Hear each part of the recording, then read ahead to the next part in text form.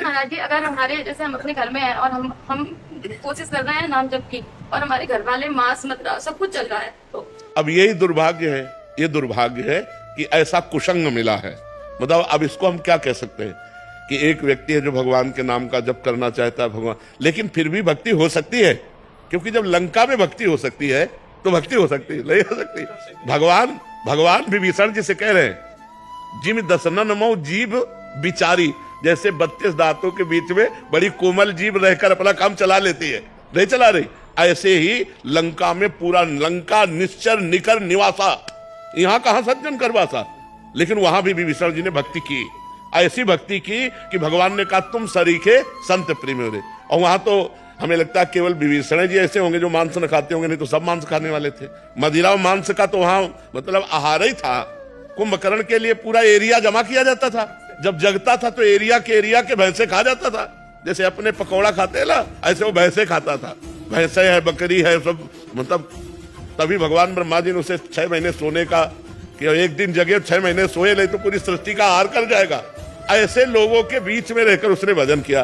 तो आप घबराइए मत, वो जो जैसा करेगा वैसा फल पाएगा। आप अंदर ही अंदर राधा जपिए, अंदर इसलिए करें कि बाहर कंठी बांधोगे, तिलक बांधोगे तो मांस मदिरा पीने वाले लोग वो आपका हो सकता है विरोध करे। तो हमें लगता है भक्ति विरोध नहीं, अगर कोई कह रहा कंठी ना बांधो तो ये ले उतार के रख दिए। भक्ति अंदर का विषय है, बिल्कुल संसारी बन के रहो और अंदर राधा राधा जपो, तुम्हें भगवान की प्राप्ति होगी। भजन से भगवान की प्राप्ति होती है, ना कि बाबा जी बनने से भगवान की प्राप्ति होती है, ना कहीं भागने से भगवान की प्राप्ति होती है। सच्ची मानो, आप अपने घर में मेहनत की कमाई का जो अन्न पा रहे हो और जो भजन कर रहे हो और कभी भूखे टूटे को आपने भोजन करा दिया, ये सबसे बढ़िया बात है। हम लोगों का हिसाब कटता है, जो हम वस्त्र पहने इसका भजन जाता है, जो प्रणाम करते हैं उनको भजन जाता है, जो भोजन देते हैं उनको भजन जाता है। ये सब फ्री नहीं है, यहाँ सबका टैक्स है। और अगर भजन कम पड़ गया तो हमको नरक जाना है। हरई शिष्य धन शोक न हरई, सो गुरु गोर नरक मा पड़ई। अच्छा, आप इस भागवतिक टैक्स से बचे। मेहनत की कमाई से कपड़े पहनते हैं, मेहनत की कमाई खाते हैं और अपनी मेहनत की कमाई दूसरों को भी दे देते हैं। गौ सेवा, संत सेवा, आए हुए अतिथि की, भिक्षुक की सेवा। तो गृहस्थी धर्म बहुत बड़ा है। हम लोग गृहस्थी धर्म में ही पैदा हुए और गृहस्थी धर्म से ही हमारा पोषण होता है। पोषण भी गृहस्थी धर्म से होता है। अगर ये आप लोग समझते हो कि गृहस्थी धर्म में भगवत प्राप्ति नहीं हो सकती, तो आप सच्ची मानो, सबसे पहले गृहस्थी को भगवत प्राप्ति होगी। पर धर्म से चले। अब पराई बहनी बिटिया से गंदी बातें करो, शराब पियो, मांस खाओ तो नरक जाओगे। और अगर अच्छे आचरण करोगे, 4 रोटी अपने से बचा करके गौ सेवा, संत सेवा में दे दी, तो वही तुम्हें भगवत प्राप्ति कराएगा। खूब नाम जप करो, कोई परेशानी नहीं। कहाँ भाग के जाओगे? आज हमें एकांत बता दो, कहाँ एकांत है? कहीं एकांत नहीं बचा। हिमालय में भी चले जाओ तो वहां भी लोग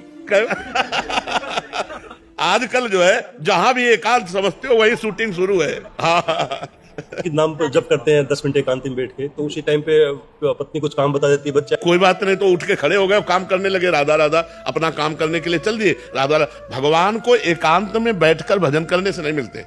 काम करते हुए भजन करना सबसे श्रेष्ठ बात है। झाड़ू लगा रहे, फावड़ा चला रहे, व्यापार कर रहे हैं, पानी ला रहे, कुछ भी काम कर रहे, राधा राधा राधा राधा क्या जाता है? माले चलाने से भगवान प्राप्त होते हैं, भगवान सुमिरन करने से प्राप्त होते हैं। हम सुमिरन करें भगवान का, माला के बिना सुमिरन करें।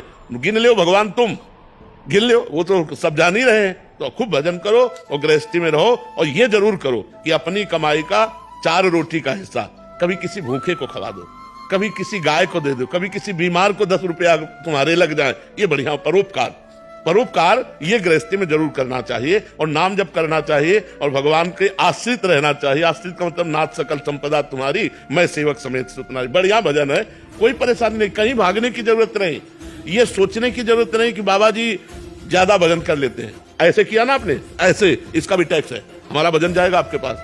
आप साष्टांग लौट गए ना, ये खुशी की बात नहीं है। तुम्हारे पुण्य जा रहे, अगर भजन नहीं करोगे तो वो साष्टांग वाला पुण्य ले गया और तुम नरक जाओगे।